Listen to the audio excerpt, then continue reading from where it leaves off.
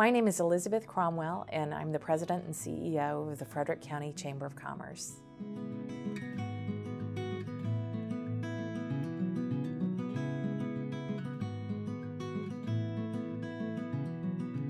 My trip to Frederick was a tad circuitous. I've actually lived all over the country. I grew up in Hartford, Connecticut, attended college in New Orleans, lived in Washington, D.C. for 4 years, and then was out in California for 10 years. And when my husband and I got married and settled down, we both had family back on the East Coast, and we felt like it was an important time for us to be a little bit closer to our parents who were getting older. And so we knew we wanted to settle around this general vicinity. We had no idea that Frederick existed.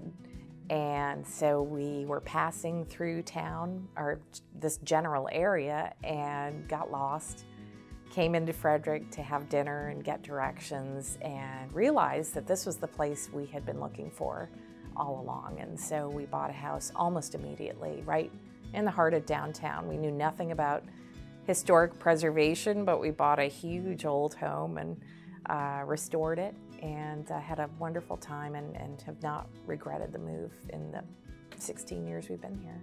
When I was working in the tech field, and I was doing work for a number of .com firms and traveling very, on a moment's notice.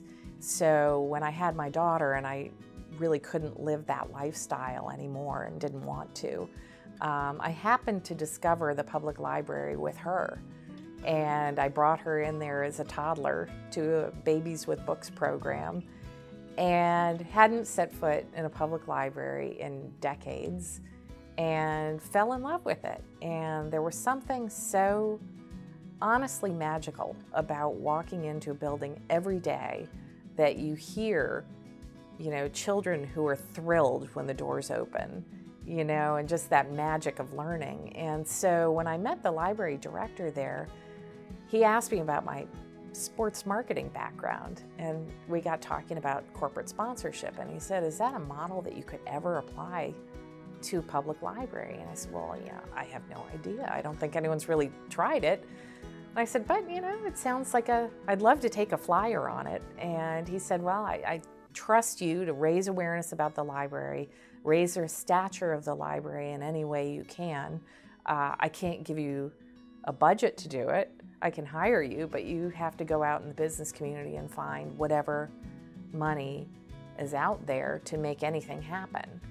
And I said, "That sounds great," and so I ended up staying for 12 years because it was such a great experience. And what I found is that my approach to dealing with businesses in the community relied a lot on understanding what their needs were. And so I would meet with, banks and insurance companies and, anybody who had a new product coming out, and trying to figure out, who are you trying to talk to with your product, or what are you trying to accomplish here, and how can we segment the library population in a way that is going to make you look great and is going to do some real benefit for the community. So it worked really well, and I had a lot of freedom there, and I really enjoyed it.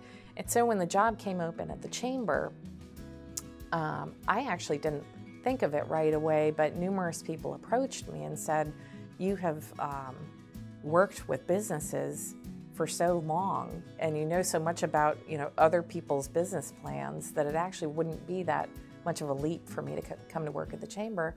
And that's how it worked out.